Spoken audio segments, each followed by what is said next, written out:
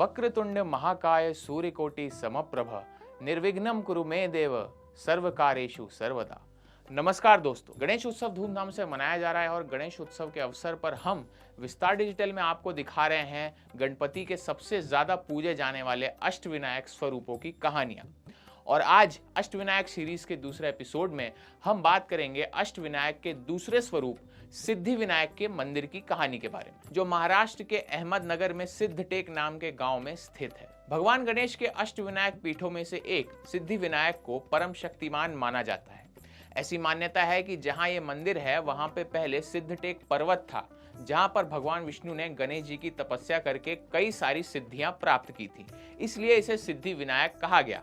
लेकिन भगवान विष्णु ने गणेश जी से ये सिद्धियां कैसे प्राप्त की, इसकी कथा भी बहुत ही रोचक है। दोस्तों, मुद्गल पुराण की एक कथा के अनुसार ये माना जाता है कि जब इस सृष्टि का निर्माण हो रहा था, तब सृष्टि के रचयिता ब्रह्मदेव जी एक कमल से प्रकट हुए, जो भगवान विष्णु की नाभि पर था, और विष्णु जी अपनी योग निद्रा में सो रहे थे। जब ब्रह्मा जी ने प्रकट होकर प्रकृति का निर्माण शुरू किया, सृष्टि का निर्माण शुरू किया, तो विष्णु जी की कान की मैल से मधु और कैटब नाम के दो राक्षस निकले। राक्षसों ने ब्रह्मा की सृष्टि बनाने की प्रक्रिया को बाधित किया और हर जगह विनाश मचाने लगे। इससे यह हुआ कि विष्णु भगवान जाग गए और उन्होंने मधु और कैटब से युद्ध करने लगे, लेकिन उन्हें वो हरा नहीं पाए। इसी वजह से वो भगवान शिव के पास मदद मांगने के लिए पहुंचे। भगवान शिव ने विष्णु को बताया कि वो इसलिए युद्ध नहीं जीत पाए क्योंकि युद्ध से पहले उन्होंने गणेश जी का आवाहन नहीं किया था, गणेश जी की स्तुति नहीं की थी। क्योंकि गणेश जी ही आरंभ में आई बाधा के निवारण के लिए जाने जाते हैं, वो बाधा के निवारण के देवता हैं। तब शिव जी की बात मानकर भगवान विष्णु सिद्धटेक पर्वत पे तपस्या करते हैं, ओम श्री गणेशाय नमः के साथ गणेश जी का आह्वान करते हैं। प्रसन्न होकर गणेश जी विष्णु को अपना आशीर्वाद और विभिन्न सिद्धियां यानी कि शक्तियां प्रदान करते हैं। इसके बाद भगवान विष्णु अपनी लड़ाई में वापस लौटते हैं और दोनों राक्षसों यानी मधु और कैटब का वध कर देते हैं। इसलिए जिस स्थान पर विष्णु जी ने सिद्धियां प्राप्त की थी, उसे तब से ही सिद्धटेक के नाम से जाना जाने लगा। इसके अतिरिक्त यह भी कहा जाता है कि इसी स्थान पर महाभारत के रचयिता मुनि श्री वेद व्यास ने भी तपस्या की थी।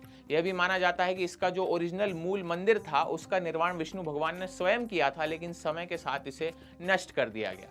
यह भी माना जाता है कि एक चरवाहे को प्राचीन मंदिर का दर्शन हुआ था और उसे ही सिद्धिविनायक की मूर्ति यहाँ पर मिली थी।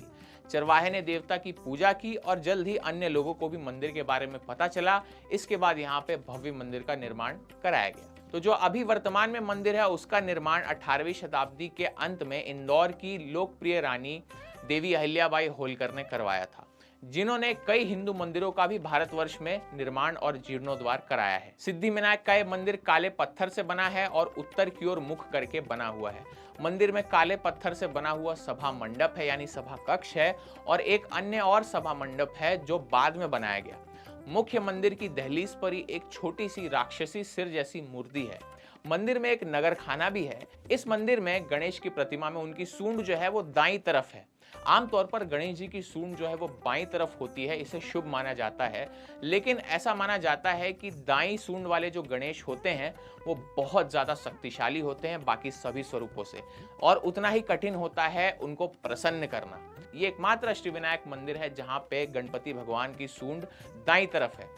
तो जो भगवान हमें सिद्धि, सफलता और अलौकिक शक्तियां प्रदान करते हैं, उन्हें ही हम सिद्धिविनायक कहते हैं। इस प्रकार मंदिर को एक जागृत क्षेत्र माना जाता है और यहाँ के जो देवता यानी प्रभु गणपति यहाँ जो विराजमान है, उन्हें सबसे शक्तिशाली स्वरूप कहा गया है। तो ये थी भगवान गणेश के अष्टविनायक स्वरूपों में दूसरे स्वरूप सिद्धिविनायक की कहानी। उम्मीद है आपको पसंद आई होगी। हम आपसे मिलेंगे कल भगवान गणेश के तीसरे स्वरूप बल्लालेश्वर की कहानी के साथ। तब तक के लिए मुझे दीजिए इजाजत। नमस्कार।